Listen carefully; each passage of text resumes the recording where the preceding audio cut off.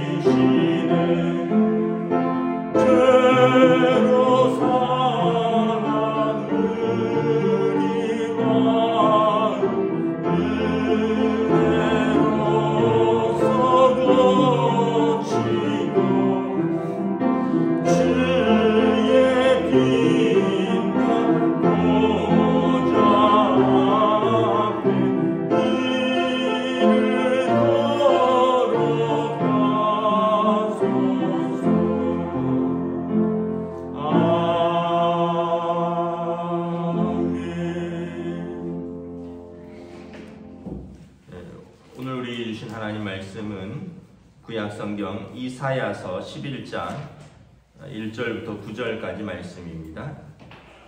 구약성경 이사야서 11장 1절부터 9절까지 말씀입니다. 구약성경 981쪽입니다. 구약성경 981쪽 이사야서 11장 1절부터 9절입니다. 우리 성탄 큐티 말씀입니다. 다 찾으신 줄 알고 저와 여러분들이 한 절씩 교도하도록 하겠습니다. 이사야서 11장 1절부터 9절입니다. 이새의 줄기에서 한 싹이 나며 그 뿌리에서 한 가지가 나서 결실할 것이요 그의 위에 여호와의 영 곧 지혜와 총명의 영이요 모략과 재능의 영이요 지식과 여호와를 경외하는 영이 강림하시리니 그가 여호와를 경외함으로 즐거움을 삼을 것이며 그의 눈에 보이는 대로 심판하지 아니하며 그의 귀에 들리는 대로 판단하지 아니하며 공의로 가난한 자를 심판하며 정직으로 세상의 겸손한 자를 판단할 것이며 그의 입의 막대기로 세상을 치며 그의 입술의 기운으로 악인을 죽일 것이며 공의로 그의 허리띠를 삼으며 성실로 그의 몸에 띠를 삼으리라. 그때 이리가 어린 양과 함께 살며 표범이 어린 염소와 함께 누우며 송아지와 어린 사자와 살찐 짐승이 함께 있어 어린아이에게 흘리며 암소와 곰이 함께 먹으며 그것들의 새끼가 함께 엎드리며 사자가 소처럼 풀을 먹을 것이며 젖 먹는 아이가 독사의 구멍에서 장난하며 젖된 어린아이가 독사의 굴에 손을 넣을 것이라. 함께 읽습니다. 내 거룩한 산 모든 곳에서 해됨도 없고 상함도 없을 것이니 이는 물이 바다를 덮음같이 여호와를 아는 지식이 세상에 충만할 것임이니라. 아멘. 할렐루야. 오늘 24일 우리 성탄 전야입니다. 오늘 또 우리 성탄을 기다리며 축하하며 준비한 우리 모든 성도들에게 하나님의 은혜와 또 축복이 함께 하시기를 기도합니다. 여러분, 광고를 하나 드리겠습니다. 내일은 성탄절 예배가 오전 11시에 본당에서 있습니다. 토요일 오전 11시 본당에서 성탄절 예배로 드립니다. 교회학교 발표와 또 우리 샬롬 성가대 칸타타 음악 예배로 함께 예배 드립니다. 그래서 성탄절 새벽 기도는 없습니다. 내일 오전 11시 예배가 있기 때문에 성탄절 새벽 기도는 없습니다. 그럼 내일부터 추위가 또 기온이 급격하게 떨어진다고 하니까 영하 10도 이하로 떨어진다고 하니까 우리 따뜻하게 입고 오시기 바랍니다. 오늘 1절에 보면 이새의 줄기에서 한 싹이 나며 그 뿌리에서 한 가지가 나서 결실할 것이요. 다윗의 언약에 대해서 이야기를 합니다. 이새는 다윗의 아버지죠. 이새의 줄기에서 한 싹이 나며 그 뿌리에서 한 가지가 나서 결실할 것이다. 이 가지는 이새의 줄기에서 나온 한 싹은 어떤 분이냐? 2절부터 쭉 보면 여호와의 영이 임한 이 땅을 심판하고 공의와 정직과 성실로 다스리시는 이 땅의 왕이십니다. 가까이는 다윗 왕인데 다윗 왕의 후손이죠. 그러니까 다윗 왕의 후손으로서 하나님의 영으로 충만하고 공의로 심판하고 정직과 성실로 다스리시는 분은 이제 메시아죠. 사무엘하 7장에 다윗 언약에 대해서 말씀을 하죠. 하나님께서 다윗을 통하여 영원한 왕을 약속하여 주셨습니다. 이 왕이 이제 메시아, 오실 메시아인데 이사야 선지자가 그 메시아가 오실 것이다 라고 선포하는 것입니다. 그때는 이사야 선지자가 선포할 그때는 상황이 어떤 상황이냐 하면 유다가 몰락하는 시기입니다. 조금 있으면 나라가 망하는 때입니다. 굉장히 암울할 때죠. 우리로 말하면 구한말 같은 그럴 때일 것입니다. 주변에 강대국들이 막 일어나고 나라는 힘이 없고 그리고 그 안에서 부정과 부패가 있고 또 그 안에서도 막 자중질환이 일어나고 분열이 일어나는 그런 때입니다. 우리나라가 일본에 또는 청해 러시아에 의해서 막 둘러싸여 있었던 그 구한말의 망하기 직전과 지금 유다의 상황이 비슷한 상황입니다.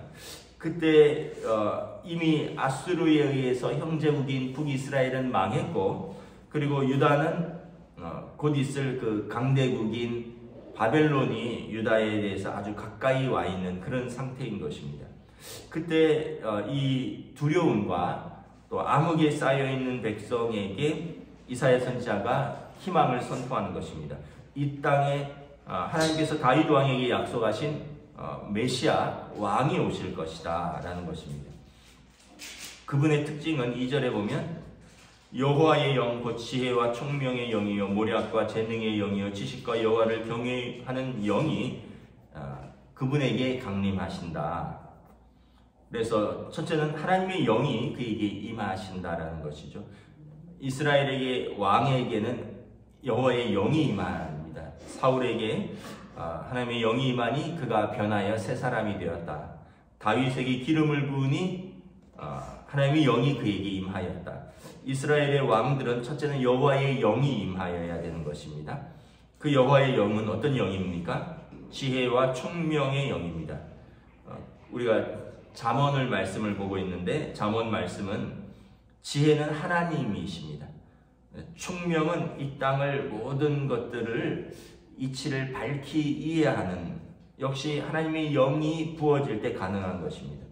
영어 성경에 보면 The Spirit of Wisdom and of Understanding 지혜와 이 통찰력, 총명의 영이 그분에게 부어져 있다. 또 모략과 재능의 영이요. 모략과 재능의 영이라고 되어 있는데 영어 성경에 보면 The Spirit of Counsel and of Might Counsel은 위로입니다. 위로, 상담. 그래서 하나님의 영이 임한 사람들에게 이 하나님의 영이 임하셨으니 그에게 하나님의 위로가 임할 것입니다. 또 재능의 영이라고 했지만 might, 전능하신 하나님의 능력을 말하는 것입니다. 또 여호와를 아는 지식과 또 여호와를 경외하는 영이 그에게 임하였다. The spirit of knowledge and fear of the Lord 이렇게 됐는데 하나님을 아는 지식이 가득하고 하나님을 경외하는 지식이 가득하다는 것입니다. 그러니까 다윗 왕의 후손으로 오실 유다에 임하실 그 왕은 여호와의 영이 충만하여서 그에게 총명과 지혜가 있고 그에게 위로와 또 능력이 있고 그에게 여호와를 경외하는 지식과 하나님을 경외하는 그 영이 가득한 분. 그러니까 이 땅의 이상적인 왕을 말하는 것인데 그 왕은 메시아를 말하는 것입니다. 그렇게 오시는 왕은 어떻게 하십니까? 3절에 자기 백성을 눈에 보이는 대로 심판하지 않고 귀에 들리는 대로 판단하지 아니하십니다. 많은 소리와 많은 현상들, 많은 소리와 소문이 있고 눈에 보이는 것이 있지만 그것들대로 판단하지 않는다는 것입니다. 그 안에 있는 그 본질을 볼 수 있는 지혜와 총명과 또 모략과 재능이 있어서 눈에 보이는 것으로 보면은 여러분 가난한 자들, 약자들은 외면당할 수 있는데 그렇지 않다는 거예요. 공의로 가난한 자들을 심판한다는 것입니다. 정직으로 세상의 겸손한 자들을 판단하실 것입니다. 지금 세상은 악한 사람들이 흥왕하고 그 다음에 악인이 형통한 것처럼 보이는데 그의 왕이 오시는 그때에는 공의로 가난한 자들, 정직한 자들을 살피신다는 것입니다. 그리고 그의 입의 막대기로 세상을 치며 그의 입술의 기운으로 악인을 죽일 것입니다. 그의 세상과 또 세상을 통치하실 것은 그의 말씀으로 통치하실 것이며 그래서 악인들은 그 앞에서 심판을 받을 것입니다. 5절에 공의로 그의 허리띠를 삼으며 성실로 그의 몸에 띠를 삼으리라. 허리띠를 삼고 그러니까 몸을 동이는 거죠. 그러니까 공의와 성실이 그분의 통치 이념이고 그분의 이제 세상을 심판하시는 기준이라는 것입니다. 공의의 하나님의 성품을 가지고 오신 것입니다. 6절에 그때 이리가 어린 양과 함께 뛰놀며 표범이 어린 염소와 함께 누우며 송아지와 어린 사자와 살찐 짐승이 함께 있어 어린아이에게 끌리며 이리가 양과 함께 있을 수는 없죠. 왜냐하면 이리가 양을 잡아먹는 짐승이죠. 표범이 어린 염소와 송아지가 어린 사자와 맹수와 가축이죠. 암소와 곰이 곰, 표범, 사자, 이리들은 맹수들이죠. 그리고 양, 염소, 송아지, 암소 이런 것은 이제 가축입니다. 어떻게 함께 공존할 수 있느냐? 이것은 창조 세계의 회복을 말합니다. 하나님께서 세상을 처음 창조하셨을 때 아담과 하와를 통해서 죄가 들어오기 전에 모든 짐승들이 평화롭게 지날 때 8절에 보면 젖먹는 아이가 독사의 구멍에서 장난하며 젖된 어린아이가 독사의 굴에 손을 넣을 것이라. 뱀이 저주를 받기 전에. 그래서 이 모든 피조물들이 처음 창조 때로 돌아가는 것입니다. 우리 뭐 그런 이야기들을 하잖아요. 이제 아이들이 이제 어렸을 때는 말 잘 듣다가 이제 사춘기 막 지나면 속썩이고 뭐 막 그러면 이제 그 아빠 엄마들이 하는 말이 있습니다. 아유, 다시 뱃속에 넣고 싶다. 어렸을 때로 다시 돌아가고 싶다. 뭐 그런 표현들이죠. 그러면 그때는 어때요? 아빠 엄마만 좋아하고 아빠 엄마만 바라보고 아빠 엄마만 따라다니고 그럴 때가 있었어요, 아이들이.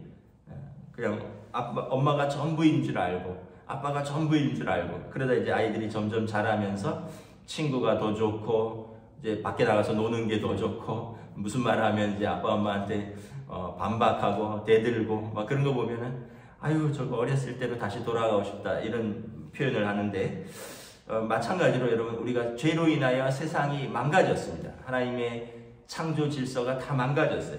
약육강식, 강한 짐승이 약한 짐승을 잡아먹고 평화가 깨지고, 그리고 뱀은 사람을 해하고 사람은 뱀의 머리를 짓밟고, 이 모든 창조 세계의 질서를 완전히 회복하는 그때로 돌아갈 것입니다. 그때가 언제냐? 메시아가 오실 때입니다. 그리고 이리와 표범과 사자와 곰은 그 당시 강대국들을 상징하는 동물입니다.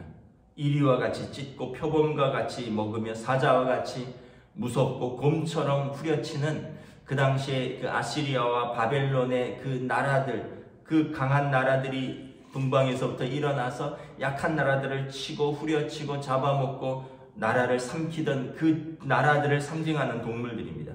그리고 이스라엘과 유다와 이런 작은 나라들은 이제 송아지처럼 양처럼 있다가 잡혀 먹일 것을 이야기를 하는 것입니다. 그런데 메시아가 오면 이 모든 것이 다시 원래대로 세팅이 된다는 것입니다. 그래서 9절에 보면 내 거룩한 산 모든 곳에 해됨도 없고 상함도 없을 것입니다. 메시아가 와서 메시아가 통치하시고 메시아가 심판하시고 메시아가 성실로 다스리시니 더 이상 해됨도 없고 상함도 없을 것입니다. 마음 상한 자도 없고 다치는 사람도 없을 것입니다. 강한 자가 약자를 압제하는 것도 없을 것입니다. 이때는 물이 바다를 덮은 같이 여호와를 아는 지식이 세상에 충만할 것입니다. 세상이 그렇게 강한 자가 약한 자를 압제하고 불의가 판을 치는 것은 하나님을 아는 지식이 없어서 그런 것입니다. 그런데 세상이 물이 바다를 덮은 같이 여호와를 아는 지식이 세상에 충만해지면, 그러면 이제 그때는 이제 메시아의 통치가 온전히 이루어질 것이며 더 이상 해됨도 없고 상함도 없을 것이며 죄는 이 땅에서 사라질 것입니다. 이것이 메시아가 오실 세상을 이사야 선지자가 예언하는 것입니다. 이제 그 당시 아까도 말씀드렸다시피 이사야 선지자가 활동할 때는 나라가 암울한 것입니다. 이제 전쟁이 닥치면 어떻게 됩니까? 사람들이 죽죠. 포로로 잡혀갔죠. 가족들이 흩어지죠. 나라를 잃게 되죠. 기근에 시달리죠. 그러면서 이제 암울한 미래를 목전에 두고 있는 것입니다. 자기 나라는 지킬 힘이 없어요. 강대국은 옆에서 점점 커져가고 옆에 나라들을 집어삼키고 있습니다. 이제 유다를 집어삼키는 것은 시간 문제인 것입니다. 그런데 나라의 왕과 나라의 지도자들은 무능하고 부패하고, 그래서 백성에게는 소망이 없는 것입니다. 그때 이사야 선지자가 이 칠흑 같은 어둠 속에서 너희를 위하여 한 왕이 오실 것이다 를 선포하는 것입니다. 여러분, 오늘도 마찬가지입니다. 오늘도 어떤 면에서 보면 참 불확실하고 불안한 시대를 살아가고 있습니다. 오랜 코로나 팬데믹으로 사람들의 마음에 여유가 사라지고 웃음기가 사라지고, 또 뭐 코로나 블루라고 여기저기 사람들의 마음이 상하고 우울증들이 있습니다. 또 자영업자들은 뭐 좀 해볼만 하면 다시 또 봉쇄가 되고, 또 그렇다고 열어놓으면 또 확진이 확 발생하고, 뭐 그래서 이걸 참 어떤 표현대로 보면 코로나에 죽느니 굶어 죽겠다 이런 표현들이 자영업자들한테 일어나고, 또 의료계에서는 이렇게 놔두면 의료체계가 붕괴된다. 다른 환자들이, 응급 환자들이 치료를 받을 수 없다. 코로나 환자로 응급병상이 꽉 찬다. 봉쇄해야 된다. 자영업자들은 봉쇄하면 우린 죽는다. 내가 보니까 의료계도 자영업자도 정부도 지금 다 답이 없는 것 같아요. 어디를 살려면 어디가 죽고 어디를 하면 또 어디가 죽고, 이걸 어떻게 다 감당하기는 참 어려운 것 같습니다. 제가 이제 어떤 뉴스를 봤더니 오미크론으로 인해서 이제 내년에는 전 세계 인구의 절반이 감염된다, 이런 표현이 있더라고요. 미국에서 나온 뉴스인데 오미크론으로 인해서 전 세계 인구의 절반이 감염된다는 거예요. 그러니까 저도 여러분들도 감염된다는 거죠. 내년에는 그 뉴스에 의하면.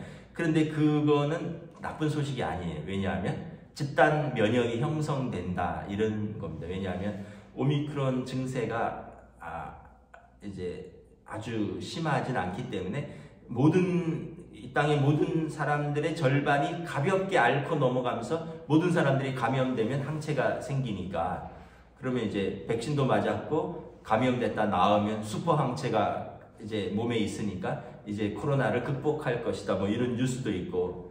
그러나 한편으로는 기저질환자들은 가벼운 것이라도 걸리면 돌아가실 수 있거든요. 건강한 사람이야 나을 수 있고 면역을 가질 수 있지만 환자들은 그렇게 해서 돌아가실 수도 있는 것이니까, 어떤 사람들한테는 또 그게 기쁜 소식이고 극복할 수 있는 소식이, 어떤 사람들에게는 그게 또 어려운 소식도 되는 것이죠.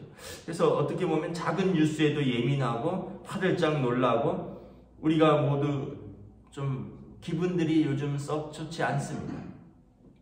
대통령 선거를 목전에 있는데 누가 그러더라고요. 나쁜 놈들 전성시대다. 최선이 아니라 차선을 뽑는 것이 아니라, 최악을 뽑는 것이 아니라 차악을 뽑는 것이다, 뭐 이런 말씀들을 하시더라고요. 그러니까 지금 우리의 마음들이 어려운 것이죠. 정치가 우리를 피곤하게 하고, 경제는 힘들고, 건강은 위협받고, 사회생활은 제대로 이루어지지 않는 것입니다. 예배도 온전히 이루어지지 않고, 그러면서 이제 어떻게 보면 이사야서의 그때보다는 절대적으로는 지금이 우리가 안전하고 또 평안한 시대이지만, 상대적이라는 것은 뭐냐면 그냥 그때는 그때대로 힘들고 지금은 지금대로 힘들다는 것입니다. 그런데 그런 와중에 우리가 인내하고 소망을 가질 수 있는 이유는 뭐냐면 이게 전부가 아니라는 것이죠. 하나님 나라가 있다는 것입니다. 하나님께서 우리를 버려두지 아니하시고 여호와의 영이 가득하시고 지혜와 모략의 신이시요 또 위로와 전능하신 하나님께서 우리와 함께 하시기 위해서 이 땅에 오셨다는 것입니다. 그리고 그 예언이 예수님을 통해서 성취되셨고, 그리고 예수님께서 이 땅에 다시 오실 것을 약속하셨습니다. 그리고 예수 믿는 자들은 이제 우리의 죄로 인한 심판을 면제해 주시고, 예수님이 심판을 받으셨기에 우리는 하나님의 공의로운 세상에 하나님의 자녀로 받아들여지는 것입니다. 그리고 하나님 나라에 들어갈 권세를 얻은 것입니다. 그래서 우리는 이 땅에 살아도 주님 오심을 소망하며 지금 믿음으로 인내하고 살고요. 또 우리는 하나님이 부르셔도 감사함으로 하나님 나라 가는 것입니다. 예수님이 말씀하신 것처럼 두려워하지 말아라. 내가 너희를 위하여 먼저 가서 그곳에 너희를 위한 거처를 예비하노라. 여러분, 우리를 위하여 거처를 예비하신다고 합니다. 지금 지상에서의 최대 사명이 뭡니까? 이 땅에 사는 사람들, 이 땅에 거처를 제대로 하나 마련하는 것이 이 땅에 사는 사람들의 최대 소망 아닌가요? 내 집 없는 사람 집 하나 마련하고, 뭐 그 소망도 없는 사람은 어떻게라도 임대주택이라도 하나 받을 수 있고, 젊은 사람들은 어떻게 뭐 월세 전세 하다가 어떻게 자기 집 하나라도 마련하면, 이게 이제 이 땅에 거처를 마련하는 게 어떻게 보면 이 땅에서 가장 큰 문제를 해결하는 것이죠. 근데 여러분, 요한복음 14장 예수님께서 분명하게 말씀하셨습니다. 너희를 위하여 하나님 나라의 거처를 내가 예비하겠다. 그래서 먼저 가서, 너희보다 먼저 가서 우리를 위하여 예비하시고 우리를 영접하시겠다. 여러분, 성경을 믿으십니까? 예수님 말씀을 믿으셔요? 그러면 여러분, 이 땅에 거처가 없어도 낙심하지 않는 것입니다. 하나님 나라에 내 거처가 있다. 하나님 나라에 나의 아파트는 아니겠지만 하나님 나라에 몇 동 몇 호에 내 집이 있다. 내 거처가 있다. 내가 영원토록 머물 그곳이 있다. 없어지는 것도 아니고 어디로 가는지를 모르는 것도 아니고 분명하게 하나님 나라에 다시 눈물이 없고 슬픔이 없고 고통이 없는 하나님이 통치하시는 그 나라에 나의 거처가 있다. 그곳에서 나를 영접하실 것이다. 하나님이 내 아버지가 되시고 나는 그의 자녀가 되실 것이다. 이 소망을 메시아가 오심을 통해서 보여주신 것입니다. 성탄은 여러분 그래서 이 암울하고 어두운 시대에 우리에게 소망을 던지는 하나님의 기쁜 소식인 것입니다. 그래서 하늘은 영광이요 땅에는 기뻐하심을 입은 사람들 중에 평화로다. 이 기쁨을 얻었으면, 이 소식을 들었으면 이제 더 이상 다툴 이유도 없고 더 이상 미워할 이유도 없고 더 이상 경쟁할 이유도 없습니다. 왜냐하면 예수님께서 통치하실 것이고 우리는 그 나라의 백성이 될 것이기 때문에 이제 그걸 모를 때 다투고 그걸 모를 때 경쟁하고 그걸 모를 때 압제하고, 그러나 이제 그 복된 소식을 알았기 때문에 우리는 믿음으로 살고 소망으로 살고 우리는 기쁨으로 사는 것입니다. 여러분 성탄인데 염려와 두려움을 내려놓으시고 우리 주님의 오심을 기뻐하고 예배하고 또 감사할 수 있는 복된 성탄 되시기를 주님의 이름으로 축복합니다. 내일 성탄 예배에서 뵙겠습니다. 기도하겠습니다. 하나님 은혜를 감사합니다. 이사야 선지자가 참으로 전쟁이 코앞에 닥쳐 있고 그래서 두려움과 기근과 어둠 속에 사는 그 백성들에게 다윗 왕의 후손으로서 오실 그 왕, 만왕의 왕, 만군의 주이신 여호와의 영으로 가득하신 하나님의 아들이 오실 것이고 그가 오셔서 모든 공의와 정직으로 심판하실 것이며 이제 그때는 강자와 약자들도 없을 것이며 모두가 창조 세계의 처음 모습대로 평화롭고 공존하며 아름답게 살아가는 하나님의 다스리시는 그 나라가 올 것이다. 그 나라가 오실 것을 예수 그리스도를 통해서 약속하셨고 보여주셨고 예수 그리스도께서 오셨고 우리 죄를 짊어지셨고 죄로 심판받지 아니하시고 우리로 하여금 그 예수 그리스도를 영접한 우리에게 하나님의 자녀가 되는 권세를 주셨습니다. 이 주님 오심의 기쁜 소식, 이 성탄에 우리가 다시 한번 예수님의 오심을 우리 마음속에 새기고 우리 마음속에 가득한 두려움과 의심과 미움과 질투와 시기와 분쟁과 모든 어두운 것들을 물러가고 우리 주님이 우리 가운데 좌정하셔서 여호와를 아는 지식이 물이 바다에 넘침같이 우리에게 가득하여서 우리가 이 땅을 믿음으로 살아가고 소망으로 살아가며 사랑으로 치유하는 주님 오심의 삶을 살아가는 저희들로 인도하여 주시옵소서. 내일 성탄입니다. 우리가 함께 주님 오심을 기뻐하고 축하하고 예배하며 감사하는 복된 시간으로 인도하여 주시옵소서. 감사를 드리오며 우리 주 예수 그리스도 이름으로 기도드리옵나이다. 아멘. 하늘에 계신 우리 아버지, 아버지의 이름을 거룩하게 하시며 아버지의 나라가 오게 하시며 아버지의 뜻이 하늘에서와 같이 땅에서도 이루어지게 하소서. 오늘 우리에게 일용할 양식을 주시고 우리가 우리에게 잘못한 사람을 용서하여 준 것 같이 우리 죄를 용서하여 주시고 우리를 시험에 빠지지 않게 하시고 악에서 구하소서. 나라와 권능과 영광이 영원히 아버지의 것입니다. 아멘.